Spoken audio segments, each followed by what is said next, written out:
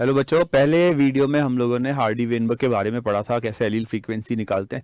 आज हम लोग कुछ क्वेश्चंस की बात करेंगे जो उस वीडियो में नहीं थी।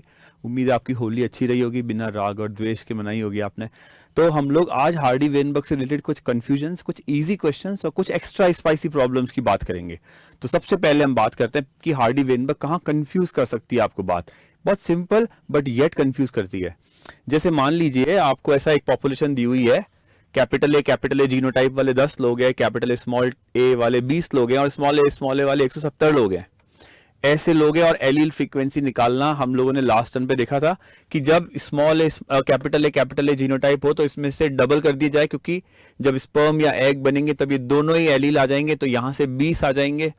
और ये 20 हैं, इसमें से डबल नहीं कर सकते हम क्योंकि कैपिटल ए अलग है, स्मॉल ए अलग है। तो अगर मैं सिर्फ कैपिटल ए गिनूं तो यहां से 20 एलील आएंगे और यहां से भी 20 एलील आएंगे, यानी 40 एलील यहां से आ जाएंगे।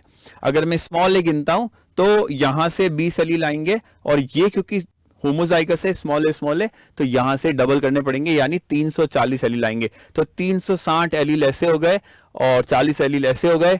कुल मिला के 200 लोग हैं यहाँ पे, और कुल मिला के अगर अपन एलील गिने तो 400 है। एलील फ्रीक्वेंसी निकाल ली 0.1 0.9, बिल्कुल सही बात है, यहां कोई कंफ्यूजन नहीं होता।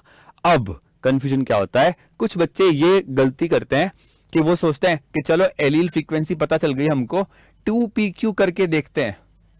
तो ठीक है, 2pq में p है 0.1, q है 0.9, 2pq करके देखा, 2 इंटू 0.1 इंटू 0.9, 18% आ गया। 2pq अगर आपको लास्ट लेक्चर से याद हो तो हेट्रोजाइगस को बताता है, हेट्रोजाइगस के बारे में ये बात बताता है। तो इसका मतलब हेट्रोजाइगस जो है, विषम युग्मजी जो है, उनकी मात्रा 18% होनी चाहिए।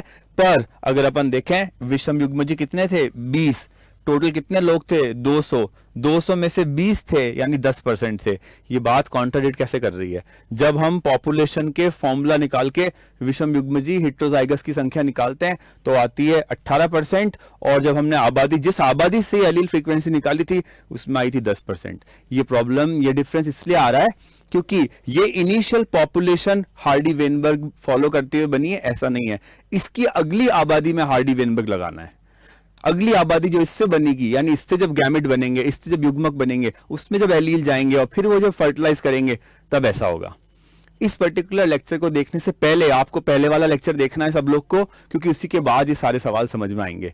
और इसको बार बार देखना है, हार्डी वेनबर्ग उलझाता है, थोड़ा एब्स्ट्रैक्ट रीजनिंग का टॉपिक है, सोचना भी है, और फिर डाउट्स आते हैं तो आप जरूर इसमें पूछिएगा। अब हम लोग आगे बढ़ते हैं हार्डी वेनबर्ग की प्रॉब्लम्स पे। तो पहली प्रॉब्लम, और हम इजी प्रॉब्लम से शुरू करेंगे, कि एक ऐसी आबादी है, एक ऐसी व्यष्टि है, एक ऐसी पॉपुलेशन है जो हार्डी वेनबर्ग इक्विलिब्रियम को फॉलो करती है, जिसमें कैपिटल ए और स्मॉल ए की एलील फ्रीक्वेंसी 0.8 और 0.2 रेस्पेक्टिवली है। यानी कैपिटल ए, पी से रिप्रेजेंट कर देता हूं, वो है 0.8, जो कि या स्मॉल पी ले सकते हो। कैपिटल ए के लिए ये है और स्मॉल ए के लिए 0.2 है। ये इस क्वेश्चन में दिया हुआ है। पूछा क्या गया है, हेट्रोजाइगस लोगों की आबादी, हेट्रोजाइगस लोगों की संख्या क्या होगी। हेट्रोजाइगस निकालने के लिए हम 2pq निकालते हैं, यानी 2 इंटू 0.8 इंटू 0.2, 8 दूनी 16, 32, यानी कि 0.32। 0.32 का मतलब हो गया 32% आबादी हेट्रोजाइगस होगी। इस तरह के क्वेश्चन नीट में आए हुए हैं, कई बार आए हुए हैं। जब भी हार्डी वेनबर्ग से क्वेश्चन आया है तो ऐसे ही वैल्यूज पे आया है, 0.8 और 0.2 की जगह 0.6 और 0.4, 0.9 और 0.1, 0.3 और 0.7, जो भी इस तरह से रहेगा। तो इजी क्वेश्चन था। नेक्स्ट क्वेश्चन पे जाते हैं। थोड़ा सा हमारे क्वेश्चंस के कंटिन्यूटी में, सीढ़ी में हम थोड़ा सा ऊपर चढ़ते हैं। एक बीमारी है सिस्टिक फाइब्रोसिस, ऑटोसोमल है, रिसेसिव है, अप्रभावी रोग है, ऑटोसोमल रोग है। 2500 में से एक आदमी को होता है, 2500 में से एक आदमी को होता है। तो बताओ इसकी क्या एलील फ्रीक्वेंसी होगी, हेट्रोजाइगस कितने मिलेंगे, ये सब चीजें पता करनी है। और ये बड़ा इंटरेस्टिंग क्वेश्चन है। इसका मतलब ये भी है कि अगर आपको ये पता चल जाए कि एक आबादी में किसी रोग अगर ऑटोसोमल है और उसकी संख्या पता हो, तो आप कितनी चीजें उस आबादी के बारे में निकाल सकते हो, हम देखेंगे। तो 2500 में से एक आदमी को ये रोग है। इसका मतलब क्या, इस एक आदमी का जीन प्रारूप, जीनोटाइप स्मॉल ए है, क्योंकि ये रोग कैसा है, ऑटोसोमल और रिसेसिव। तो ऑटोसोमल और रिसेसिव होने की वजह से ऐसे जीनोटाइप वाले लोग हैं जो 2500 में से एक है। हार्डी-वेनबर्ग से हमको ये पता है कि होमोजाइगस को निकालने का तरीका होता है क्यू स्क्वायर या पी स्क्वायर। तो हमको ये पता चल गया कि क्यू स्क्वायर है 1/2500। इसका मतलब क्यू का मान कितना होगा, इसका स्क्वायर रूट, यानी 2500 में से एक, यानी कि हो जाएगा 1/50। तो क्यू की वैल्यू कितनी आ गई, 1/50 यानी 0.02, और 1 माइनस क्यू होता है पी, क्योंकि हमको पता है पी प्लस क्यू जो है वो 1 के बराबर है। 1 में से क्यू को माइनस करेंगे तो पी आ जाएगा, 1 में से 0.02 को माइनस करेंगे 0.98 आ जाएगा। ये एलील फ्रीक्वेंसी हेल्दी जीन की और ये बीमारी करने वाले जीन की। मान लो आप इस जीन को हम जिस एलील से रिप्रेजेंट करें वो स्मॉल ए है, इसको जिससे रिप्रेजेंट करें वो कैपिटल ए है, तो आप कह सकते हो पी जो कि स्मॉल ए को दर्शा रहा है उसका मान है 0.02, और Q जो कि कैपिटल ए को दर्शा रहा है इसका मान है 0.98। अगर आपको निकालना है हेट्रोजाइगस आप कर दो कुछ भी नहीं, 2pq यानी 2 इंटू 0.02 इंटू 0.98। अगर आपको लगता है कि थोड़ा सा फास्ट चीजें कर गई, आप स्लो स्पीड में करके वीडियो देख सकते हो। ये कैलकुलेशन है, क्वेश्चन टफ नहीं है, बस आपको अलग तरह से सोचना है।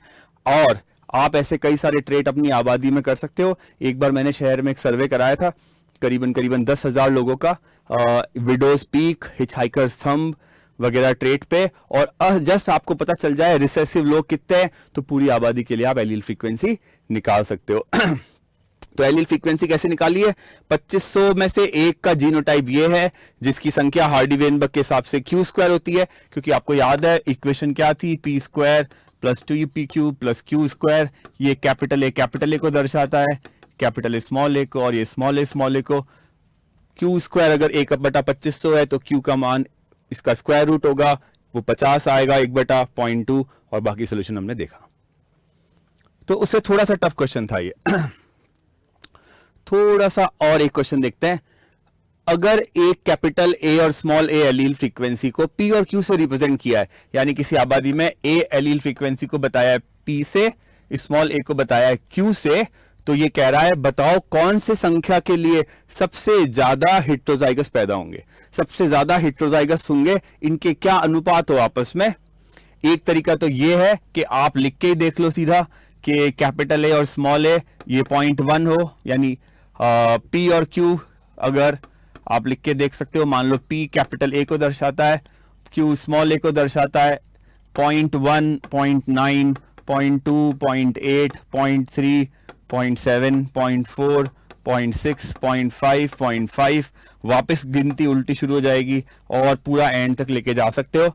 और यहां पर 2pq का मान निकाल के देख सकते हैं, क्यों, क्योंकि हेट्रोजाइगस हमको पता है 2pq से निकाला जाता है। क्वेश्चन ये पूछ रहा है कैपिटल ए और स्मॉल ए किस अनुपात में मिले कि सबसे ज्यादा विषमयोजी हो, सबसे ज्यादा हेट्रोजाइगस हो, 2pq सबसे ज्यादा हो, उसके लिए p और q की वैल्यू क्या हो। आप देख सकते हो 2pq की वैल्यू सबसे ज्यादा यहीं पर आएगी, 5 5 25 इंटू 2, यानी यहां पर 50% होंगे। यहां पे 9 1 9, 9 2 18, 18% हो गए। अगेन 2pq 16 32, 32 यहां पर होंगे, 7 21 और डबल 42 यहां पर होंगे, 6 4 28, 48 यहां पर होंगे, वापस यहां से 48 आ जाएगा, इसलिए सही आंसर ये होगा। इसी चीज को लेकिन आप गणित से निकालना चाहो तब भी निकाल सकते हो। p प्लस क्यू बराबर 1 है, तो यानी p क्या हो जाएगा 1 माइनस क्यू। तो 2pq को आप ऐसा लिख सकते हो कि 2pq है आपका 2 इंटू पी, और या p को अगर अपन 2 इंटू पी की जगह लिख दिया 1 माइनस क्यू इंटू क्यू, तो ये आपका खुल के आ जाएगा 2q माइनस 2q स्क्वायर। और किस वैल्यू के लिए सबसे ज्यादा, और ये 2pq की वैल्यू आ जाएगी।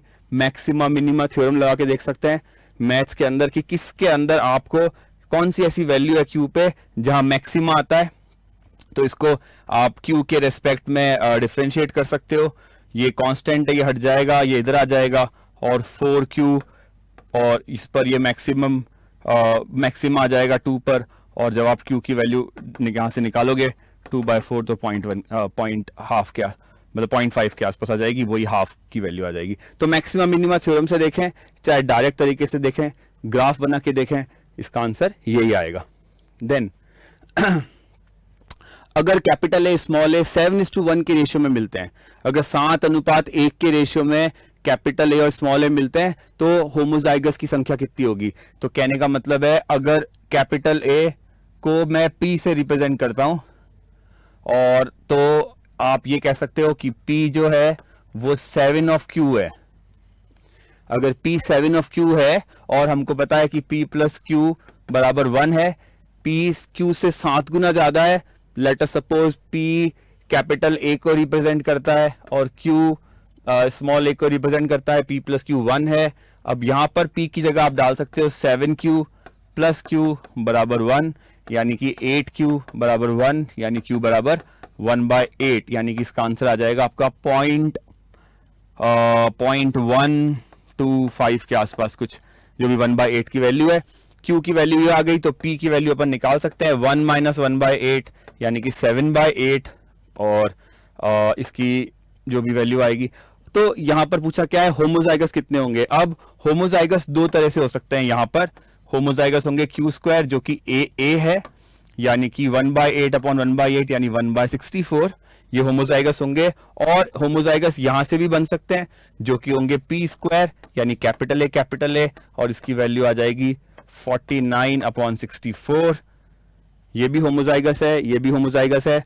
1/64 और 49/64 ये दोनों ही होमोजाइगस है, यानी 50/64 होमोजाइगस की संख्या होगी। दोनों की मिला के एक की पूछी हो तो निकाल सकते हैं, इसकी पूछी हो तो निकाल सकते हैं, हेट्रोजाइगस भी निकाल सकते हैं यहां से 2PQ करके।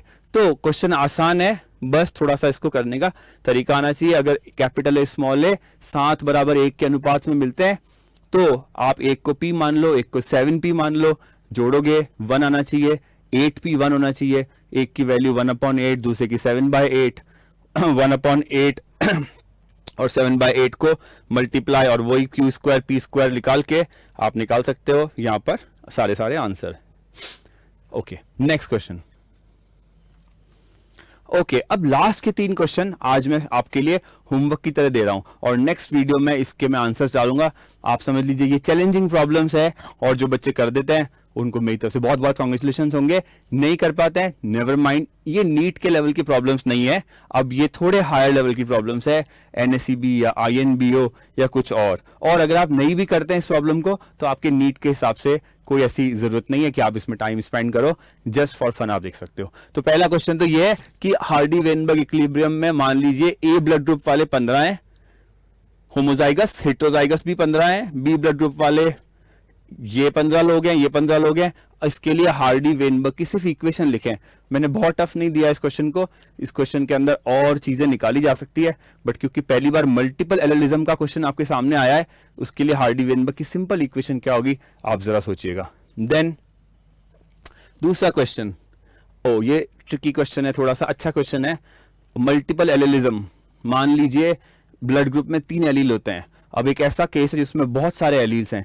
कितने एलील है? N+1 एलील है।